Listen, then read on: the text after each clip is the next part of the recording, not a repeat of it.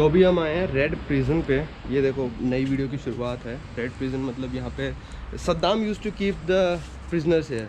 What was the history, do you know something? There used to be torture here. Okay, तो यहाँ पे मतलब वही है, प्रिजन में टॉर्चर करते थे लोगों को। और यहाँ पे मतलब वही है, पुराने टैंक्स खड़े हैं और प्रिजन अभी बंद है। पर हमारे गाइड ने थोड़ा वास्ता लगाया। वास्ता का मतलब होता है कि मतलब थोड़े कनेक्शन लगाए, अप्रोच लगाई, जैसे इंडिया में कहते हैं कि भाई खोल दो यार, बहुत दूर से आए हैं। देखो मेरे यहाँ पे टैंक्स वगैरह आ गए, ये भी दिखाऊंगा अभी, क्योंकि इंडिया में तो भाई ये टैंक्स वगैरह को टच करना या फिर उनके पास जाना अलाउड होता नहीं है। पर यहाँ पे आप इनके ऊपर चढ़ के नीचे घुस के फ़ोटो खिंचवा सकते हो। और मतलब अभी सब कुछ ओपन नहीं है, पर हमारे गाइड ने कहा जो बंदा आएगा ना यार, उसको रिक्वेस्ट करना तुम सारे इंग्लिश में कि भाई खोल दे यार, खोल दे। और जब ड्रू बिन्स्की आया था बादर खान के साथ, और जो मतलब 4-5 ब्लॉगर्स और आए थे, उनको अंदर नहीं आने दिया था। हमारे गाइड का वास्ता ज़्यादा है, अप्रोच ज़्यादा है, ठीक है। तो ये टैंक्स वगैरह हैं, ये तो दिख ही रहे होंगे आपको। अब इनके साथ मैं थोड़ा फ़ोटो वगैरह भी खिंचवाएंगे। और यहाँ आप ड्रेस देख रहे हो कि मैं इंडिया से नहीं लेके आया, इसके बारे में बताता हूँ अभी। ये पैंट मिलिट्री टाइप, ये शर्ट और ये मैंने सारा मतलब अभी जस्ट चलने से पहले 15 मिनट में ख़रीदा है। एक दुकान पे गया मैं कहता भाई ये तीनों चीज़ दे दे, और ये पड़ी मेरे को अराउंड $35 की बस, तीनों चीज़। तो मेरे पास कुछ पहनने का था नहीं, तो मैंने कहा ये ख़रीदते हैं और आगे यहाँ पे अब देखते हैं क्या क्या खोलते हैं और क्या क्या नहीं खोलते। ये है एंट्रेंस यहाँ पे, यहाँ से एंट्रेंस ली है और ये सबसे पहला है। मतलब देखो भाई कैसे बम बम गिर गए हैं भाई, ख़त्म ही हो गया मतलब बिल्कुल। देखो ऊपर मैं आपको बुलेट खोल दिखाता हूँ। एक ये बिल्डिंग है, एक ये है, एक ये है, एक वो कैफ़े जो लिखा है वो है, और उसके पीछे एक बिल्डिंग है, और एक ये। इन सब की हिस्ट्री मैं बाहर आके बताऊंगा। अभी मैंने गाइड से पूछा है, मतलब उन्होंने बताया सब कुछ। और अभी चलते हैं हम इसके अंदर। उस बंदे ने हमारे लिए एक ही सेक्शन खोला है, ये वाला अभी, क्योंकि यार इतना खोल दिया बहुत बड़ी बात है। So in 1990, 1990, Kurdish people, we did revolution against Saddam. So we liberated Kurdistan from Saddam, but after several months, Saddam, he decided to come back to control Kurdistan. When we hear that Saddam is about to coming back to Kurdistan, 5 million people in north of Iraq, which is nowadays we call it Kurdistan, Iraqi Kurdistan, we decide to leave the country because we were afraid that he do genocide against us, because already he did it in 1988, which is he killed 182,000 people. So we were afraid that he do another genocide, so we decided to leave. 5 million people, we went to Turkey and Iran. My family, we were a refugee in Iran for about 3 months, and then United Nations, which is France, he gave an idea to United Nations to make no-fly zone. They decided to tell Saddam government to withdraw from Kurdistan, from north of Iraq, to make a federally or autonomous region for Kurdistan. So that's why since 1991 we had our autonomous region, which is Saddam, he decided to leave Kurdistan because in that time he was weak. So since 1991 we got our freedom from Saddam. Okay, तो अभी आपने जो सुना, ये कह रहे हैं कि मतलब सद्दाम को इन्होंने भगा तो दिया था, पर 1990 में सद्दाम जो दोबारा आया ना, ये सारे लोग डर के भाग गए यहाँ से कि भाई कोई टर्की चला गया, कोई ईरान चला गया। तो इनकी फैमिली, मेरे गाइड की फैमिली ईरान गई थी, और मतलब फिर वहाँ पे ये बता रहे हैं कि 3-4 महीने तक रेफ्यूजी थे। और मतलब ट्रक्स में खाना आता था, हेलीकॉप्टर से खाना फेंकते थे। जिनके पास पावर होती थी भाई वो तो ट्रक से ले लेते थे। अब हेलीकॉप्टर से बरस रहे हैं तो भाई वो तो जिसके हाथ में आ गया। तो थोड़ी कहानी सुनाते सुनाते इमोशनल भी हो गए। तो देखो भाई 1988 में अनफाल हुआ था। अनफाल का मतलब होता है मतलब लूटिंग एंड किलिंग या टॉर्चरिंग ड्यूरिंग द वॉर। तो ये जितने भी आप फ़ोटो देख रहे हो ना, इसमें बच्चे पता है कहाँ जा रहे हैं, ये मरने जा रहे हैं। और देखो ये जैसे हंस रहा है, गाइड बता रहा था, इनको पता ही नहीं है कि भाई ये मरने जा रहे हैं।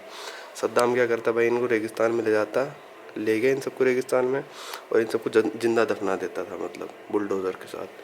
जैसे यहाँ पे फिर इन्होंने मतलब जब कुर्दिश गवर्नमेंट बनी तो इनके मतलब सारे ये कंकाल मिले इनको। और इन्होंने आइडेंटिफाई कैसे किया भाई, कईयों की जेब में आईडी कार्ड मिल गया, कईयों के जैसे ये ब्लू पहना है और जैसे किसी ने रेड कलर का ही कपड़ा पहना है, तो इनसे पता चल जाता था कहाँ के थे ये। वैसे यार ISIS का जो प्लान है, मतलब प्लान था, अब तो ISIS है नहीं कि मतलब क्या क्या कैप्चर करना। तो देखो भाई इसमें इंडिया भी था, इंडिया, श्रीलंका, और दिखाऊं तो यहाँ पे स्पेन तक था, ये शायद यूक्रेन के थोड़ा नीचे तक। तो मतलब इनका ये प्लान था कि ये है ISIS का सरगना, मतलब जो लीडर था, अबू अल बकरारी, पता नहीं क्या नाम था। तो देखो भाई अंदर की जो हिस्ट्री है ना, वो आप गाइड के साथ आओगे, आपको समझाएगा, आप समझोगे। पर ये सब चीज़ें ना वीडियो में डालना पॉसिबल नहीं होता, क्योंकि यार एक तो थोड़ी इंग्लिश, मतलब मेरे व्यूअर्स जो देखते हैं वो थोड़े इंग्लिश कम समझते हैं। मैं नहीं कह रहा किसी को आती नहीं है, मतलब कम समझते हैं, फिर इनकी थोड़ी इंग्लिश वीक है, फिर वही है आपको काफ़ी, मतलब मैं इनके साथ पूरे दिन से हूँ, मैं आपको 5 मिनट में सब कुछ नहीं बता सकता। मैं मेन चीज़ें दिखा सकता हूँ कि आप आगे यहाँ पे देख सकते हो और फ़ोटो खिंचवा सकते हो, बस ये बता सकता हूँ। और देखो भाई ये जो म्यूज़ियम था, ये बादर खान जब ड्यूबेंस के साथ मैंने बताया तब भी नहीं खोला था, और इन्होंने अब गाइड ने थोड़ी अप्रोच लगाई तो खोल दिया इन्होंने म्यूज़ियम, और 3-4 सेक्शंस खोले, ठीक है, इतना किया बहुत बड़ी बात है, क्योंकि कुर्दिस्तान जो है ना ऑयल पे चलता है, तो ये इतना प्रमोट। अब ये इंडिया से लगा हुआ है अलार्म मेरा, 10 बजेगा, हाँ। तो मतलब कुर्दिस्तान ना ऑयल पे डिपेंड है, तो इतना एक तो टूरिज़्म को प्रमोट करते ही नहीं है लोग, तो और जो टूरिस्ट साइट है इतना मेंटेन करते ही नहीं है। तो अभी इस टैग से फ़ोटो वोटो खिंचाते हैं बस, और क्या कर सकते हैं, मज़ा आएगा भाई। इंडिया में तो टच करना अलाउड नहीं होता है, यहाँ पे सद्दाम भाई के टैंक्स पे चढ़ेंगे। मतलब मैं ऐसे सार्कास्टिकली कह रहा हूँ सद्दाम भाई, ये नहीं कि मैं सपोर्ट कर रहा हूँ भाई, फालतू में यार पंगे मत करना, है ना। तो आपको अंदाज़ा हो गया होगा कि मतलब थोड़ा गाइड लेना भी कई बार ज़रूरी होता है। अगर आप नॉर्मल टूरिस्ट होते तो आपको यहाँ पे एंट्री नहीं मिलती, ठीक है। तो इन कंट्रीज़ में थोड़ा ले लोगे गाइड तो हिस्ट्री के बारे में पता चल जाएगा आपको।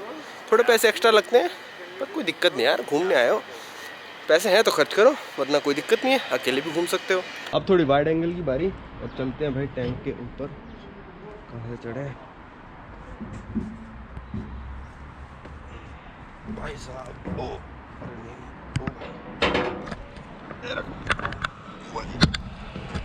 ओ भगवान, वाह चढ़ गए भाई, चढ़ गए। ये हम चढ़ गए टैंक के ऊपर, और इसमें फैंटा की कैन पड़ी है। एक सेकंड, पहुंच गए, दिखाता हूँ टैंक के अंदर क्या होता है भाई। ओ भाई ये देखो भाई, ये होता है इन टैंकों के अंदर, और अंदर जा सकते हो पर मैं नहीं जाऊंगा, ठीक है। और अंदर से आगे से देख सकते हो ऐसा है। अभी चलते हैं उस वाले में, ये तो मतलब थोड़ा नकली वाला टैंक है, उसमें तोप नहीं लगी, उस वाले में तोप लगी है, उस वाले में चलते हैं। और ये देखो ये मशीन गन वाला टैंक। तो इस टैंक के ऊपर चढ़ गया मैं। इसके अंदर जाने का रास्ता है तो नहीं, पर यहाँ से कैमरा डाल के मैं भी आपको दिखा देता हूँ अंदर क्या होता है। ये तो अभी बंद कर रखे हैं। उस टैंक पे भी गया तो उसमें मशीन गन लगी हुई है। टैंक भाई चढ़ना बहुत मुश्किल है टैंकों पे, तो काफ़ी ऊपर है, फिज़िकली फिट होना पड़ेगा। मतलब मैं ऐसा है ना कि 6-7 महीने से घर पे ही था, कुछ चला वाला नहीं, तो मतलब थोड़ा चल लेता हूँ तो पैरों में दर्द हो जाता है। तो 2-3 दिन ऐसा होगा ना, फिर ठीक हो जाएगा सब कुछ। तो इसके अंदर देखते हैं कैमरा डाल के कैसा है।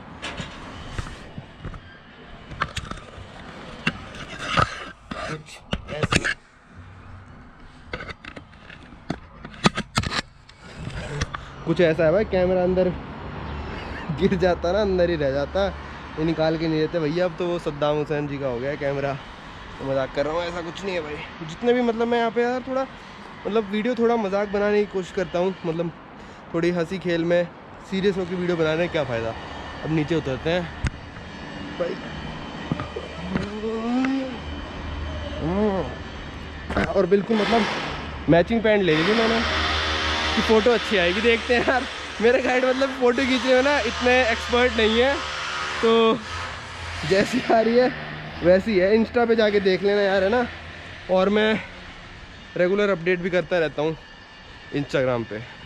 So right now we are in military base that built by Saddam Hussein in 1979. The military base, it contains or includes many different buildings, which is some part of the building used by Iraqi officers. That building and this building used by the normal soldier. And then this military base was including jail or prison also. Unfortunately, because of COVID, it's closed. We cannot go and to show you. But that building over there, I don't know if you can see it or not. That was a jail. The jail is two floor, and then he used to arrested people in Slemani city, even in the whole province, and he was bringing them here and then torturing them to the death, or sometime even just shoot them. And then so next to this complex or military base, there is another military base which is called now Parki Azadi, and also he used to genocide people in that area as well. This is the building for Iraqi officers. Yeah, these are for the officer. They were staying here. Okay, and these holes are? These are during the liberation in 1991. So there was a big fighting between Peshmerga, which is Kurdish forces, with against Iraqi soldiers. So this bullet is date back to 1991 during the liberation. Yeah. So your name is? Saluki. Saluke. Yeah. तो इनका अपना channel है एक. You make videos in English, right? I make videos in English. There's Hebrew subtitles, and sorry. No problem. Yeah, I'll say like I make videos in English with Hebrew subtitles, and you can see my perspectives as an Israeli. Okay. Okay, तो ये Israeli बंदे हैं और भाई Iraq आए हुए हैं. मतलब यार इंडिया के लोग आने से डर रहे हैं. And you can go and subscribe his channel. Channel subscribe कर सकते हो, लिंक डिस्क्रिप्शन में. अगर देखो जाके कि इजरायली बंदा इराक में आ रखा है. By the way, you visited on a different passport, right? Yeah, I visited on a Romanian passport. My Romanian passport still says born in Israel, so I thought I would have some trouble with that, but apparently not. तो भाई देख लो, Israel के बंदे आ रहे हैं यहाँ पे. Indians तो You'll find out when I go back. तो भाई ये मतलब 2 हफ्ते से यहाँ पे हैं अभी, और मतलब वीडियोस बहुत ज़्यादा बना रहे हैं. तो इराक के बारे में थोड़ा और देखना ना, तो इनकी वीडियोस आप देख सकते हो. चैनल का लिंक मैंने डिस्क्रिप्शन में दे दिया है. तो भाई अपने फॉलो ट्रैवलर है, प्रमोट करने में क्या जा रहा है. तो अभी आपको बता दी हिस्ट्री. अब हम जा रहे हैं हलब्जा. ये मतलब एक अलग सिटी है, थोड़ी ईरान के बॉर्डर के बिल्कुल पास है. तो वहाँ पे विज़िट करेंगे. और अब यहाँ सुलेमानी से मेरे को लग रहा है 1-1.5 घंटा लगेगा, पर पहले खाना ठूंस लेते हैं. थोड़ा मैंने सुबह से कुछ नहीं खाया है, उठा, नहाया, धोया और यहाँ पे आ गए. तो अब बस चलते हैं बाहर की तरफ.